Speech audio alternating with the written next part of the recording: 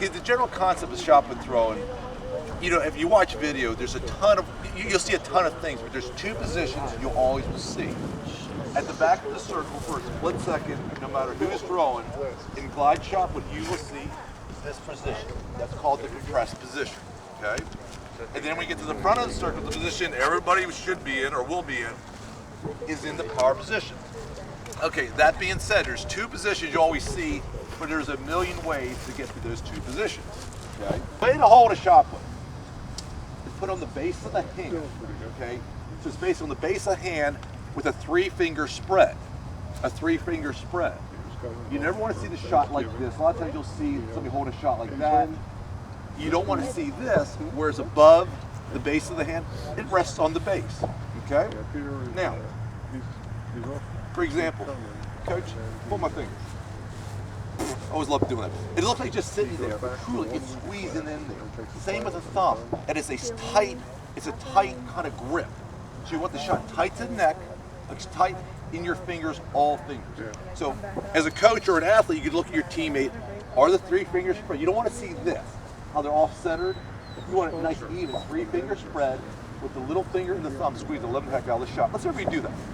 If you don't have a shot, here. One of the keys to hold the shot correctly, you'll hear me say, a lot of my analogies are corny, so just bear with me, but whatever. Okay, one of the analogies is, you want to see the shot put is my friend. So you're tucking the shot put into your neck. A lot of times you'll see throwers do this. That doesn't look friendly at all, does it? That's not friendly. We want a friendly look. Shot put tight to the chin, elbow up. Now, next part, elbow up. Okay?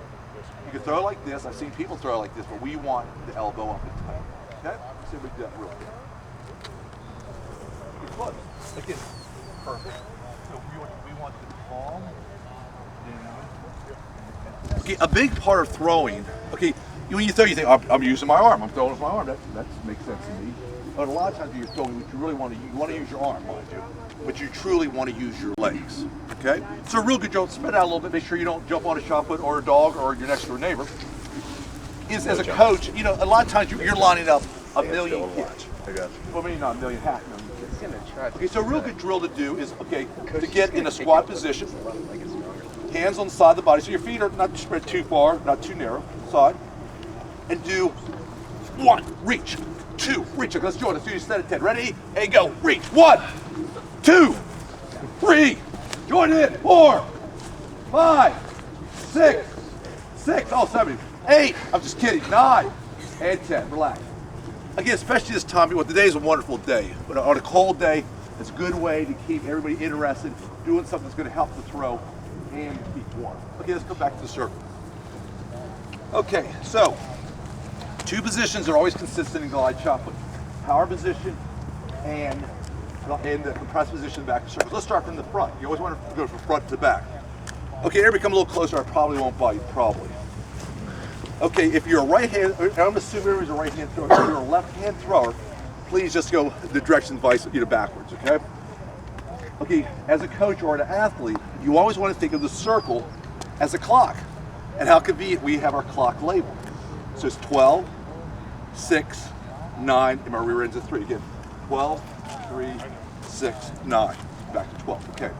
If you're a right-hand thrower, first thing you do, you always want to center yourself in the circle. I saw some of the athletes when they were warming up, lined up over here.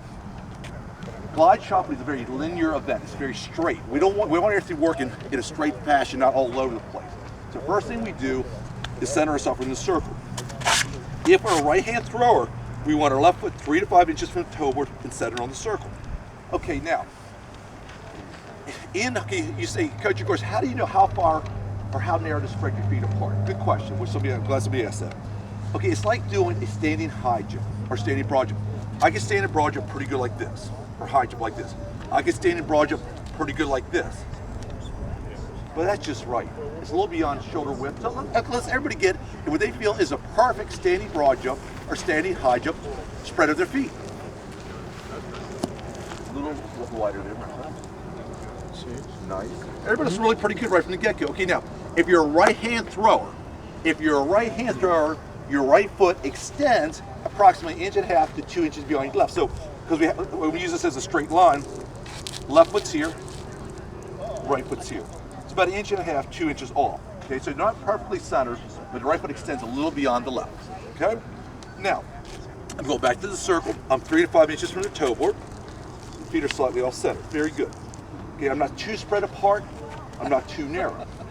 Okay, now again, as an athlete or a coach, because you know one thing about coaching, obviously about being a thrower in high school or middle school or even college, a lot of times you're coaching yourself, or the head coach has to be in 5 million places. There's just so many, just so many places a person can be at one time. So literally a lot of times you're going to be coaching yourself. I think it's important for everybody, no matter what level, if you're such a very high level like Brian and Brendan, or this is the first time you're throwing, you need to take responsibility for your throwing on your own. So try to know what you're doing or not doing. So that's very important. So if our feet were hands of a clock, right now they're pointed at 9 o'clock. Okay, so everybody's doing that fine. Okay, it's a whole scenario we're always going to do. Okay, so first, shot put, hypothetical shot put, we won't put a shot put.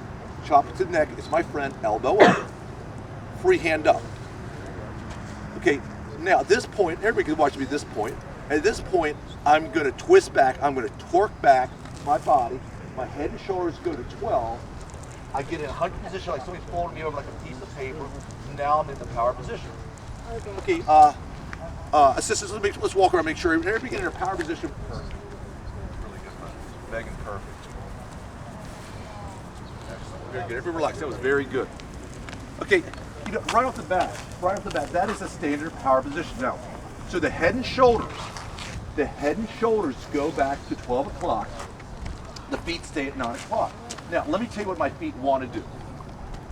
When I